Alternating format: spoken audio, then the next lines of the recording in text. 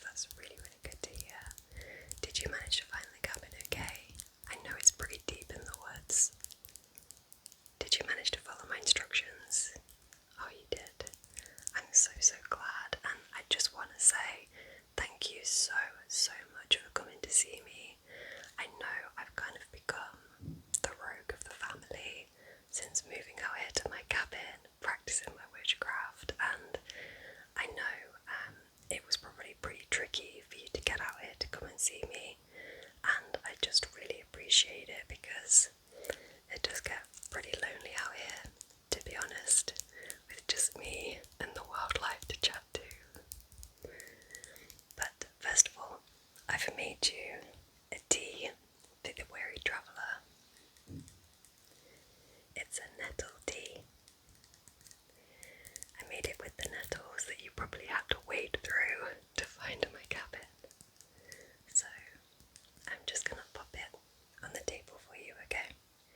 So you can have that as we chat. But I've got a lovely, lovely day planned for us. First of all, I've made you one of my favourite lunches. It's divine. I got some goat's cheese from the goats that you probably saw in the front yard. Yeah, they're really friendly, they're really chatty, feel free to go say hi to them. And then I also got some honey from the bees in the forest. We have a great thing going. I tell them all the town gossip, and then they give me some spare honey in exchange, and it's so delicious, so sweet. And then I also got some apples from the orchard, so I'm going to make a goat's cheese, honey and apple sandwich for us. And I've got some bread that's baking, you can probably smell it. Oh, it smells lovely in the background.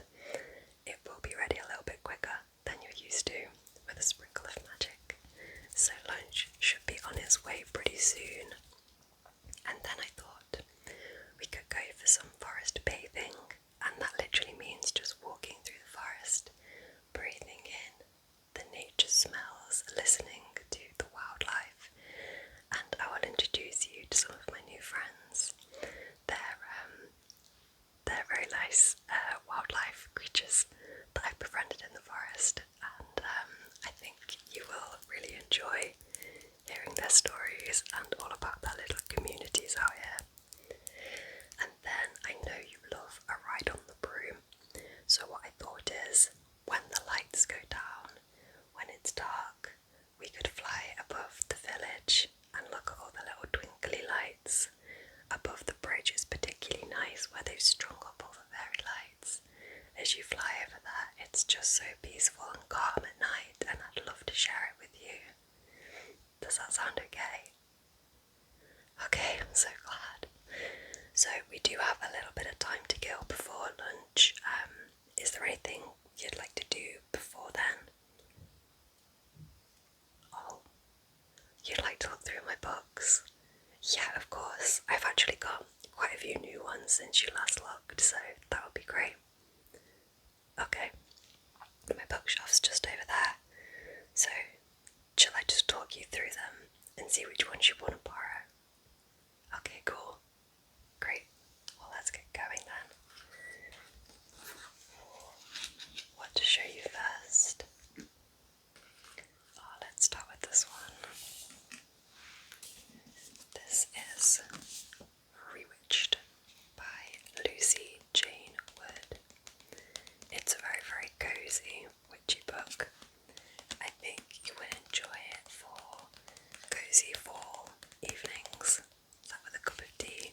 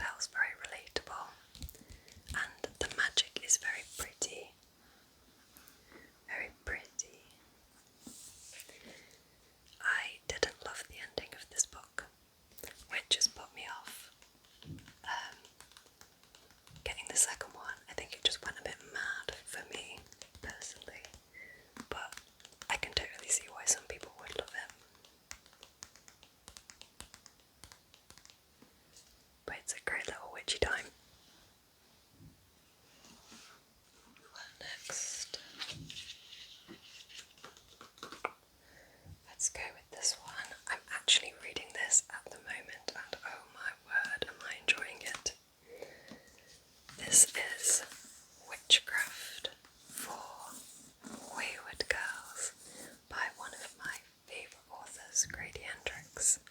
I am this far through so far. It's set in the 1970s, so you've got quite a lot of prejudices against women in the 1970s. Obviously that's really playing through. But girls who are pregnant and unwed are sent to somewhere called Wellwood House. It's also in Florida. And this Wellwood House, it kind of reminds me of Centurions because the girls are like, well, some of them, they're kind of kick-ass. And I love that vibe.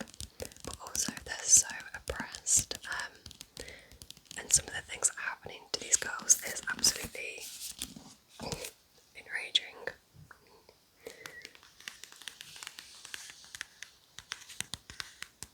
Some of the characters are absolutely enraging. However, there is a library bus that comes to Wellwood House, and the librarian lends them How to Be a Groovy Witch book, which looks like absolutely nothing at the time. Some kind of cheap, I think they describe it as like a Woolworths book, but they soon discover that this book is giving them quite a lot of power and managing to help them with some of their goals. And you get some little extracts from the book intertwined. But oh my goodness, it's so signature Grady Hendrix. This kind of spells that they're doing in this book, just so weird and out there, but just work so well. So honestly, I would thoroughly recommend this so far. As I said, I've not finished it, but it feels really unique and different. Really interesting premise, and I'm having a smashing time with it, I must say.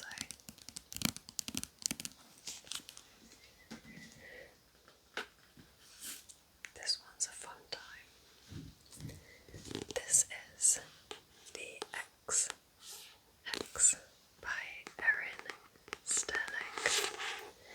I would say this is like a bingey, fun, quick read. It's about a witch called Vivian. Here she is, Vivian. She curses her ex when he breaks up with her. And then years later, this handsome ex comes to town for a kind of fall festival. And she realises that when she cursed him, she actually made his life quite a mess, and everything that he's trying to do just ends terribly. So she kind of realises quite how much she's affected him, and it's all about helping, I guess, and with them having to team up together to help, because the town has also become in a bit of a mess because of her ex. But yeah, it's very easy to read, very fun, very funny. A little bit bonkers in places.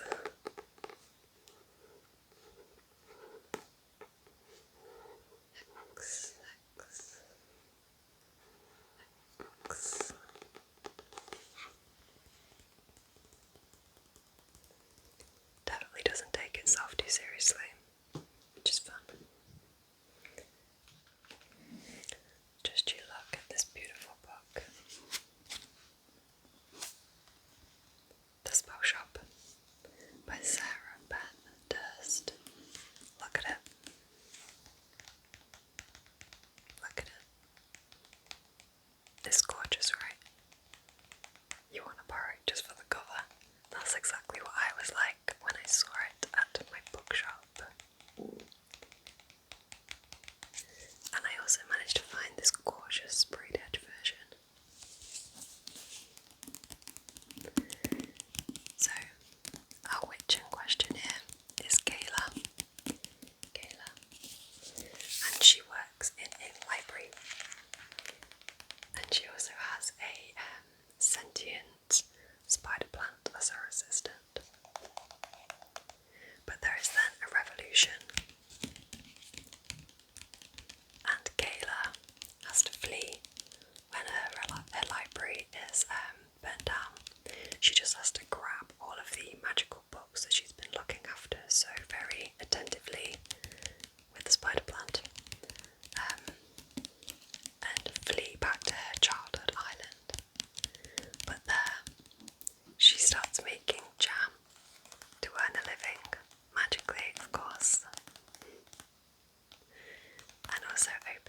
secret little spell shop. It's a really cozy, charming book, and to just immerse yourself in a magical world and a magical person is a lot of fun, and anybody would want to visit here, right?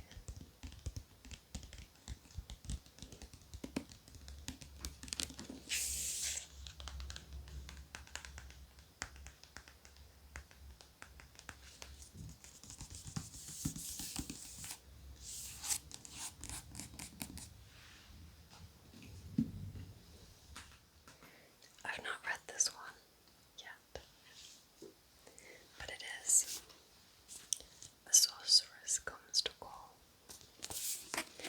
So you can see why I have this one on my shelf, because it's about a sorceress, but not a very nice sorceress.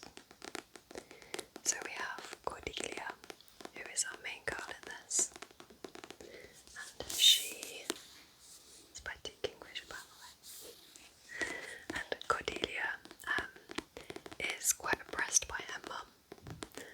She's made to stand still for a long time, which is very strange. She's not allowed any friends. There's also no doors in the house either. No privacy. And then when there is a death in the town, her mum decides that they need to flee, and they go to this big old manor, where her mum starts to try to wed the old man. However, his sister also lives in the house, and she has observed how Cordelia kind of shrinks away from her mum and can really see through the manipulation. So essentially this sister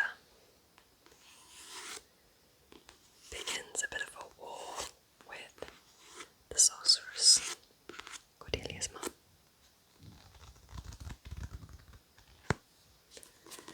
So I'm looking forward to reading this. If you wanted to borrow it, you're more than welcome.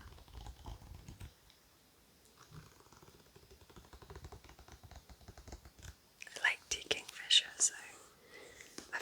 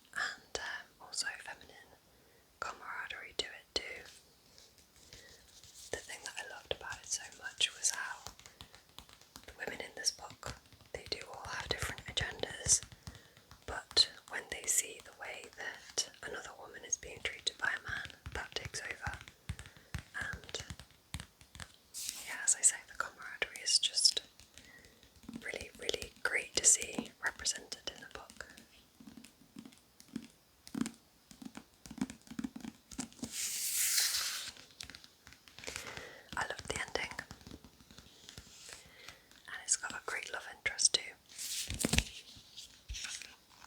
I have this beautiful sprayed edge copy.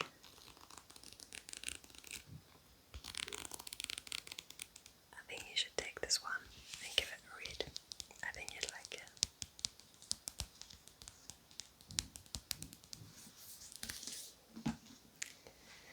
Oh, this one. You know, I don't know if I've ever shown you this book before, but this is The Scent of Magic.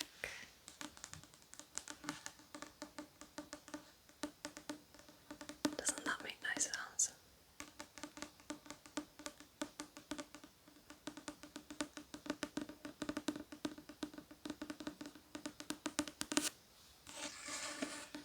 By Samantha Jane. Now I'm going to kick off and say this is a really smutty book. That's its primary genre, I guess. It's here to give us 5 chilies. In my opinion, 5 chilies, but I'm not that well read in smutty books, to be honest. But I had a great time with this. So we have a really, really awesome witch, and you know, I've forgotten her name.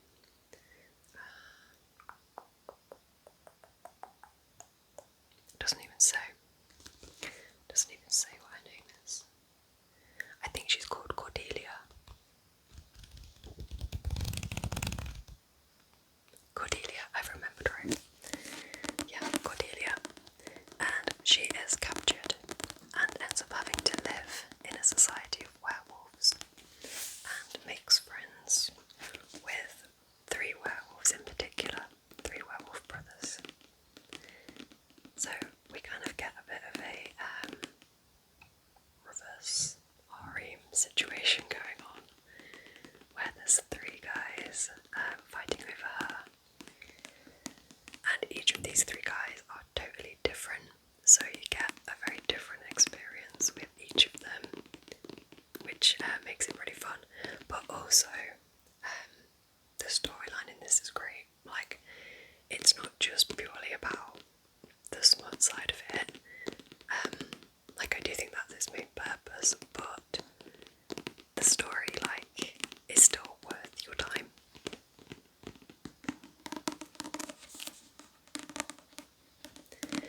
So if you like some witchery, you like some werewolves, you like some chili and spice to your book, give it a go. I've bought the second one to this, but I've not read it yet. It ends on a huge cliffhanger, and I actually really do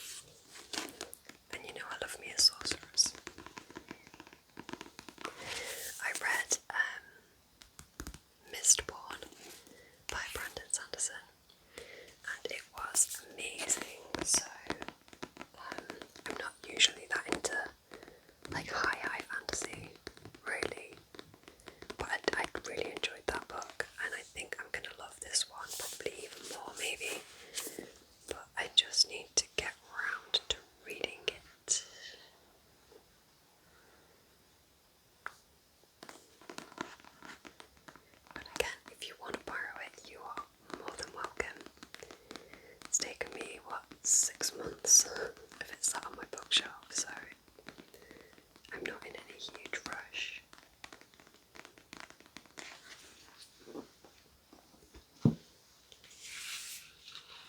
I really like the front cover and the name of this book. Ink Blood Sister Scribe. Ink Blood Sister Scribe.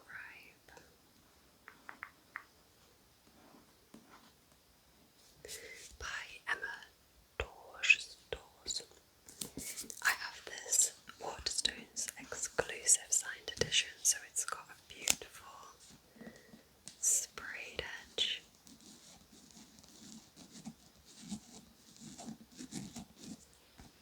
And a signature.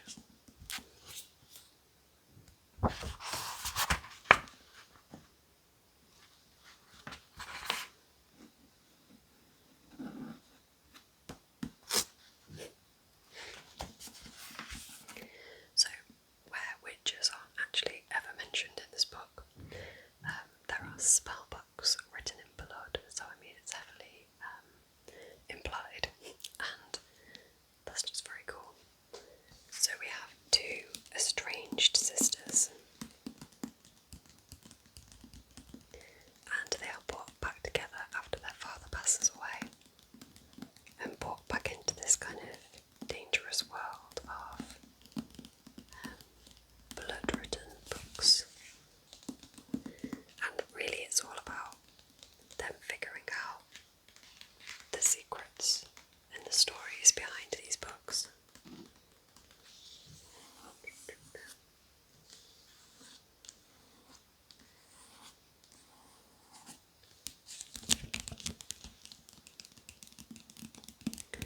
But it's very kind of dark academia kind of vibes. Quite strong, like family themes running through it.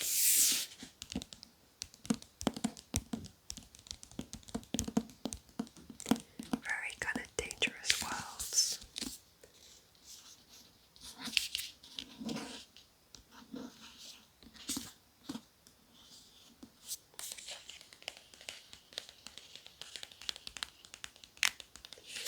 Quite an immersive book, and the books in the book are cool.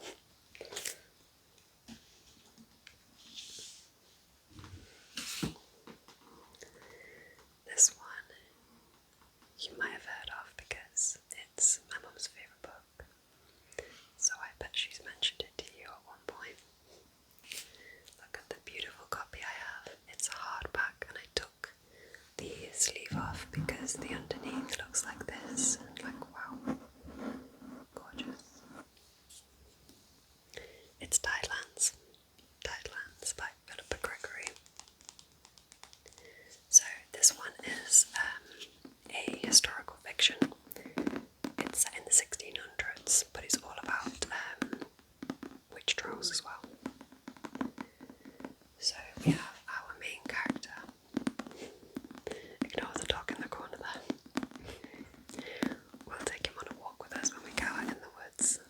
Try and wear him out a little bit. But also the wind's really got up, so if you can hear the cabin being knocked around a little bit, I'm sorry.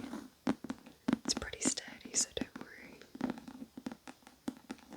But anyway, Eleanor, in this historical fiction book, is suspected of witchcraft because she's very independent. She's very knowledgeable. She's a midwife and a healer. And when there's a lot of political unrest, she gets suspected of witchcraft.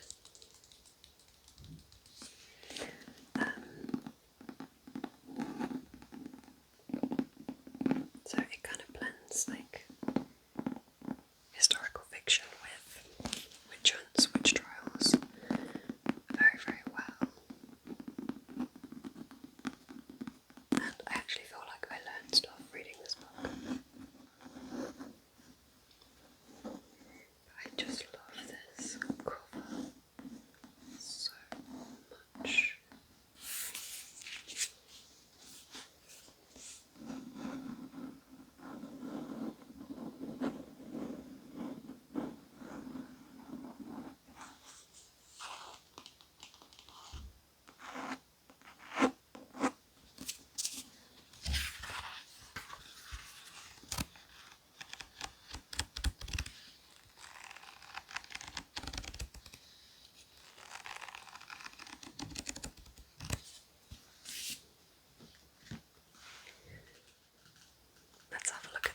there's a bit of a difference. This is a graphic novel, and I bought this really recently because I wanted a bit of a fun full-time graphic novel to read.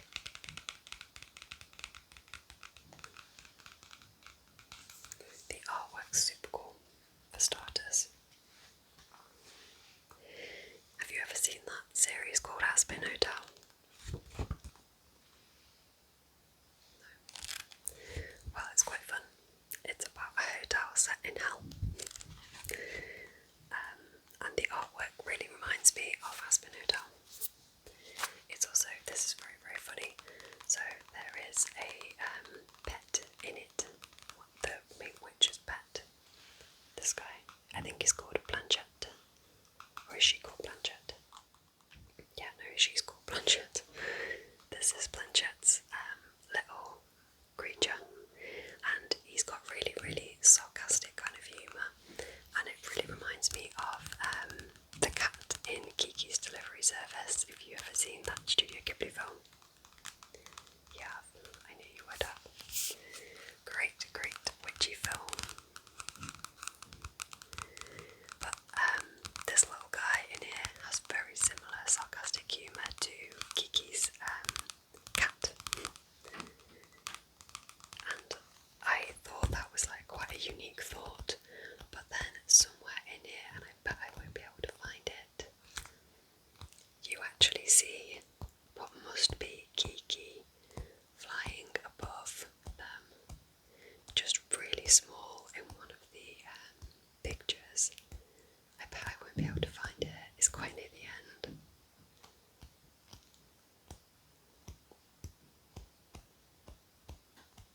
I don't think I can find it, but it made me think it must be a reference to Kiki in that case. Oh, I found it. Look. Look.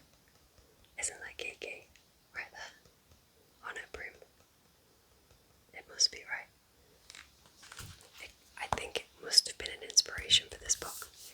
But anyway, the storyline's pretty straightforward. We have a little kitchen witch here, and she's just moved into a new town, and her house is full of ghosts, and she's trying to get rid of them. So she enlists the help of people in the town to come and help her, so she's kind of learning who her neighbours are at the same time, and there's some really, really interesting characters.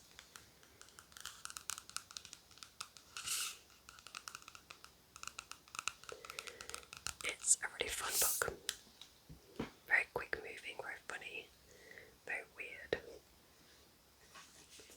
This is another one I've not actually got to reading myself yet, but I think it will be very, very cute and very, very whimsical. It is Big as Magic. So this is a kid's book, I know it's a kid's book, but there is some absolute delights to be found in kids' books. It's nice to mix things up sometimes. So if you wanted a bit of a quick read in between some of these others, you could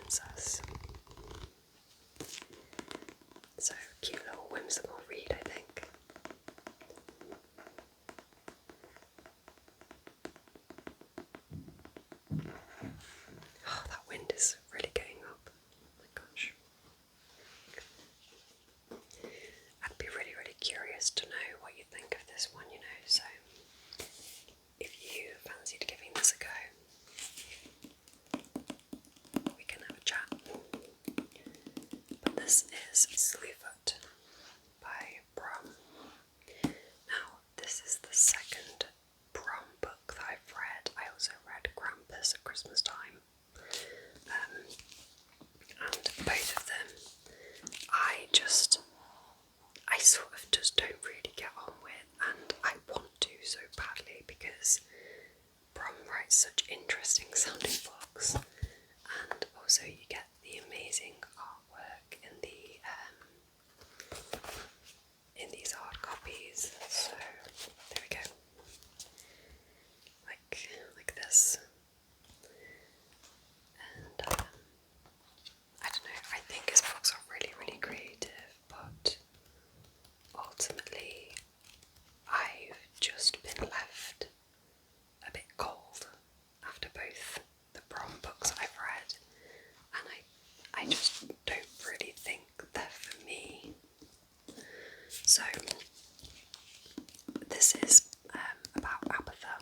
Abatha is widowed, and she's trying to grow a farm to keep herself afloat, to give herself a livelihood without her husband. And the town are just so against her, which really sucks. Obviously it's set in 1666 in Connecticut. So the town are being awful to her, and the women and the men as well. She gets really shunned by the church, and just everything is awful for Abatha. And then she meets these kind of forest sprites, and I think I've got a picture of one of them here. So here's one of them. It's like a fish with a baby's face. And she also meets this father character who is sort of what she thinks is the devil, and what the town thinks is the devil. And ultimately they end up kind of helping. But there's just a few things that I didn't like about this. So some of this, I found it very, very hard to read, and if you give it a go, the bit about the cat in particular is what I'm talking about. And and like what happens to Abatha and the cat together. But I don't think there was really particularly satisfying comeuppance for what happens to her. And I think the fact that the whole way through it's like she's a witch, she's a witch, she's a witch, they're all accusing her of being a witch, and then what actually happens in the end kind of negates all of the rage that you were feeling about that. It's hard to explain without giving much away, and as well I just really didn't connect with these spirit sprites and forest sprites, sorry. And this father character, I just didn't really get it, and that might be me being really uneducated, I don't know, or not like reading about it properly. But yeah, I found myself really struggling to read it. But it looks super cool. I do think it taught me some stuff about witchcraft in the 1600s and what people were being accused of, but yeah, there's just too many things that didn't sit right with me in this book. So I'd love to have a chat about it, if you did want to borrow it. Oh, this is entirely opposite to Slewfoot. This is just super, super cute, and I would thoroughly recommend this to anybody. Garlic and the Witch. This is another graphic novel, but the artwork in this, oh wow, it's these beautiful muted tones. It's really natural and pretty, and the characters are just so wholesome. And Witch Agnes, which is who we have here, is someone I would just love to have as a friend. She's grown little vegetables in her garden patch, and she's brought them to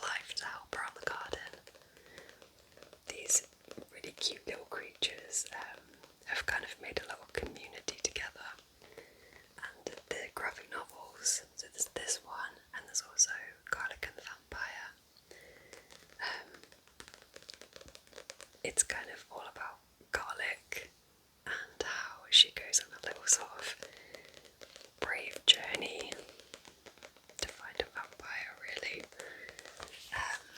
And I just love it. I think the dialogue's great, I think the artwork's great, I think the messages are beautiful. I think the relationships between these little veggie characters are so cute. She's got a friend called Carrot, who's very supportive, and honestly, you just get lost in this world of cute vegetables and lovely witch Agnes.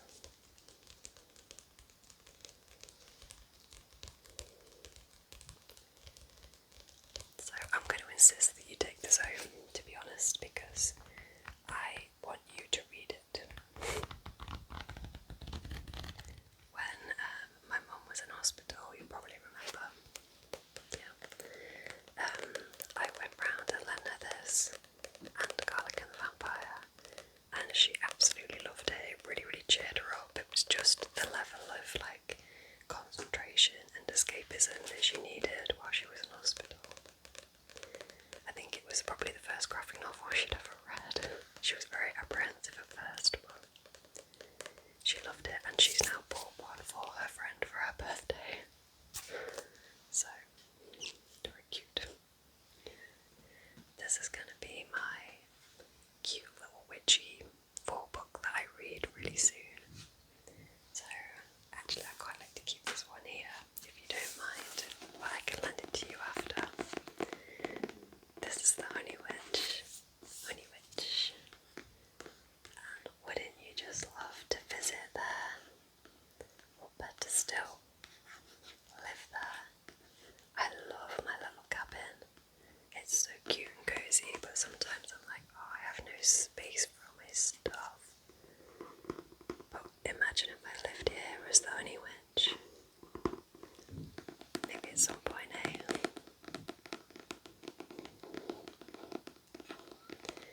In this story we have a witch called Marigold, and she is very happy on her own.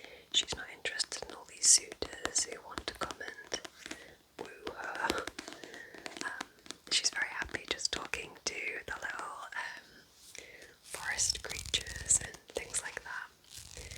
Always preferred the company of spirits of the meadow. But then she is taken away to the Isle of Innisfree and offered to be trained as the Honey Witch.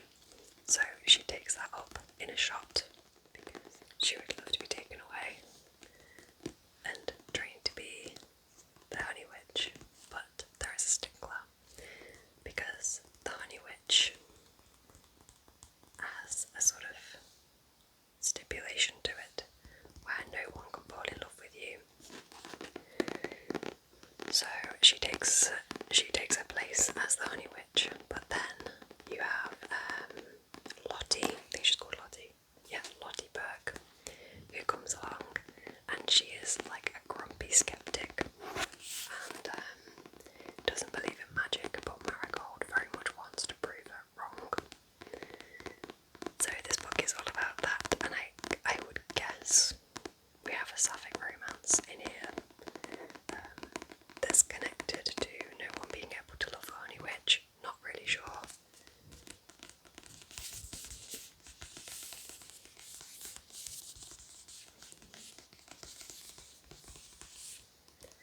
It says it's the romance of Bridgerton, the whimsical sorcery of practical magic, with a dash of the secret life of bees.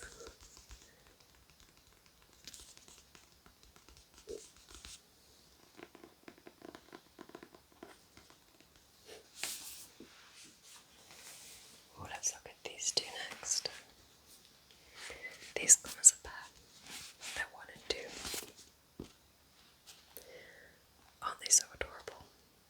They're really, really small for starters. They're really teeny, teeny, tiny books.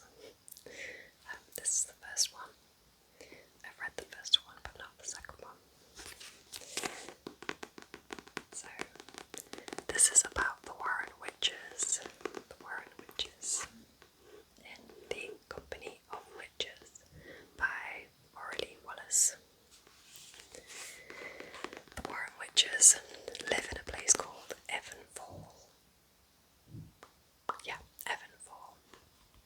sleepy New England town called Evanville.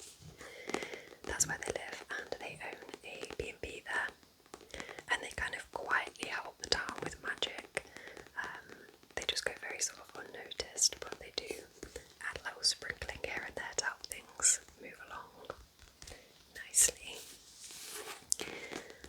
But someone dies in their B&B. She's called Constance, and it starts to become kind of conclusive that it wasn't an accident, and Constance was murdered.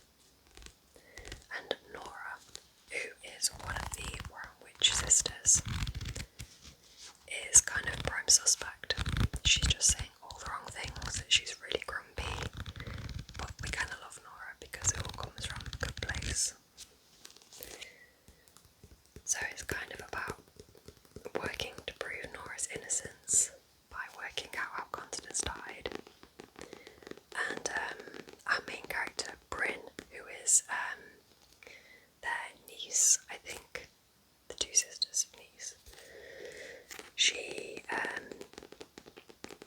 used to be able to, I think I'm getting this right, used to be able to talk to dead people, but then when her boyfriend died, she cut herself off from being able to do that. So it's whether she can manage to bring herself back to talking to dead people, to eventually talk to Constance and find out who killed her. But I would definitely say this is a really fun read, and it feels very much like if you've watched Gilmore Girls. You have, of course you've watched Gilmore Girls. It feels like it's set in Stars Hollow. There's all the really cute little shops and little square, and I was picturing Sleepy Hollow, Stars Hollow, when I was reading this book. It's definitely a vibe. I wouldn't quite say this knocks your socks off, and I've not got around to reading the second. I just wasn't super into it. It was a little bit one note and a bit drawn out for me, but it was fun, and I really liked the characters and I really liked the town. I just don't think anything was like super standout. I don't know. But I never want to get rid of these books because they're so cute. They almost remind me of like a witchy jigsaw puzzle, you know, they look like jigsaw puzzle covers. I think they're gorgeous. I love how dinky they are. They're so dinky.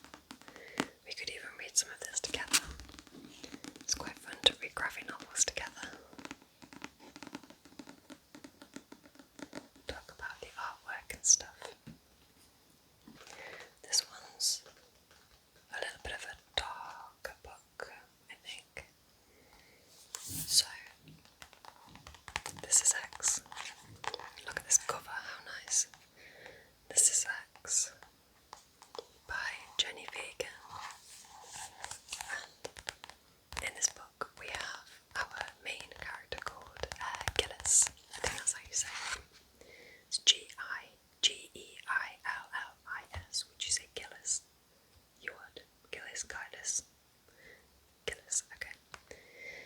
And Gillis is awaiting execution for being a witch. She is waiting in a prison cell at the bottom of Edinburgh's High Street, in a prison cell. And she's visited by Iris, who basically says that she's from a future where women are still persecuted for being witches. And they basically talk through the night about their different experiences, one from present, one from future. It's quite a short book, so if you wanted a little snippet into sort of history, it's set in 1591, so it goes pretty damn far back. If you wanted to see, you know, a little snippet into what women were up against then, I think this would be a good one and wouldn't take you very long.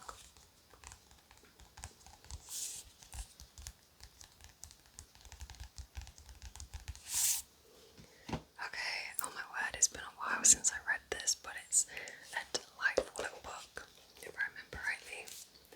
And look at the front, this is the Hedge Witch, and it's all about hedgecraft.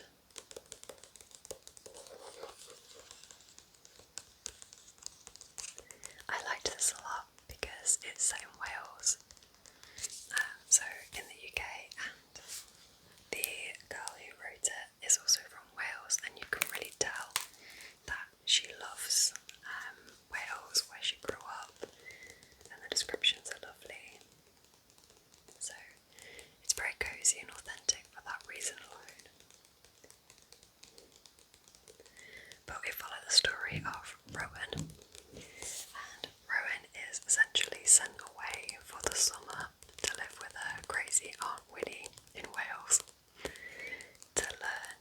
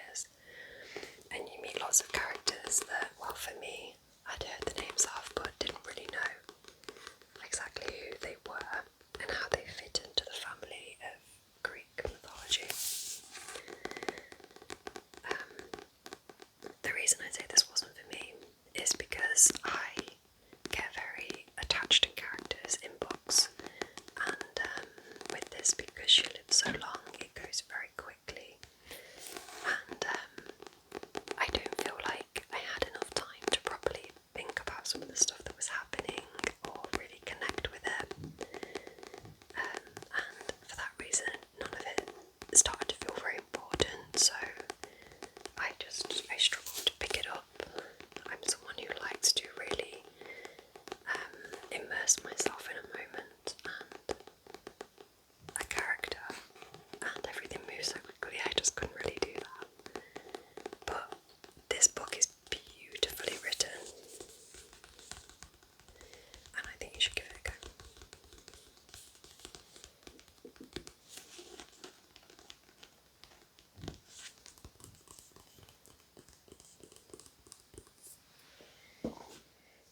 Okay, this one holds a very special place in my heart, and it is The Very Secret Society of Irregular Witches by Sangu Mandana. And if you want to read a cute cozy book, but that also has some really great themes and morals, this is your one. The magic in it is really lovely, and the witch Mika Moon is just great to have in your head. So Mika has to be really careful because witches have to stay really secret. They can't even congregate together too often because people will start to be able to see the magic. But Mika follows a bit of a trend that's happening online where she makes witch videos, like on YouTube, thinking, well, no one will spot that I'm really a witch, but somebody does, and asks if she will come and train 3 young witches who are in need of a tutor. So she says yes, and she travels to Nowhere House to train these 3 young witches. Now when I think about this book, I think about Mika sat in her attic room and she's planning her lessons and she's boiling things in her cauldron, and it's just so cozy and lovely, and Mika gets a great love interest, a really great love interest. We have maybe like 1 or 2 Chilies to this book, so that's like a fun little addition. It's very much found family vibes as well, which I love. If you've read The House on the Cerulean Sea, you've not, well, that's one of my favourite books of all time, and this kind of reminds me of a witchy The House on the Cerulean Sea. The way that the characters are and the way that they live.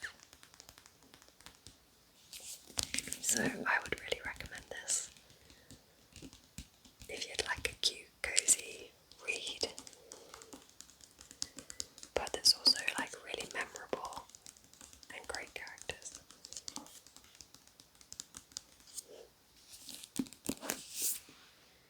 Let's talk about this book. Again, this is one that I'm ashamed to say I've not read it yet, and I've had it ages, and I nearly bought it because this front cover is awesome. Look at it. Just look at it. Skulls and shiny stuff. I love it. It's called Bitterthorn, and when I look and hold this book, like, for some reason it makes me happy. I can't describe quite why, but it does, and I really, really want to read it. So it's a sapphic romance for starters, and we have a witch who every year, I think it's every year, okay, once a generation, asks for a sacrifice. And 1 year Mina, who is the daughter of a duke, and she's not really got many kind of prospects where she's living, she's not particularly interested in her life. She volunteers to be this sacrifice, to be the companion of the witch, but nobody ever comes back after being sent. So Mina gets to see what exactly happens to these people who go off to be the witch's companion, the witch's sacrifice, and I think it's all part of a much deeper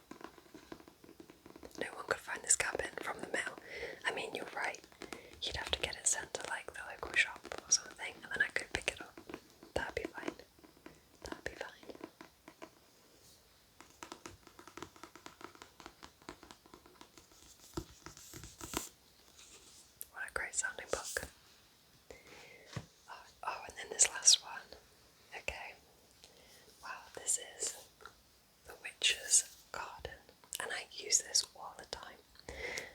As you'll have seen, walking to this cabin, there is so much nature around here, and I want to learn what it all is and how I can use it in my magic. So I use this almost like my witch's Bible. It tells me all about like folklore and what different plants are used for in the magical world. So here we go, we have,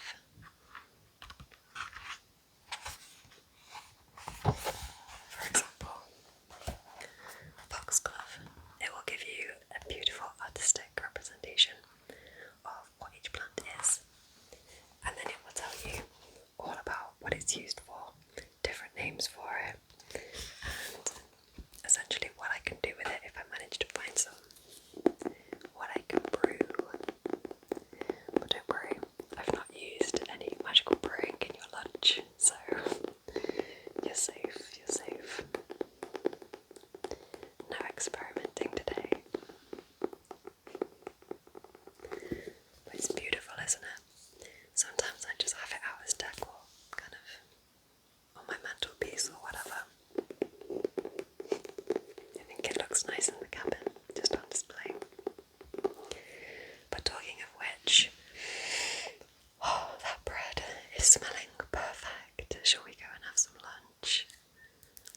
Okay, why don't you have a look through these books? Pick the ones that will A, fit in your backpack, and B, that you want to read. And then I'll go and construct our sandwiches, and we'll sit out on the front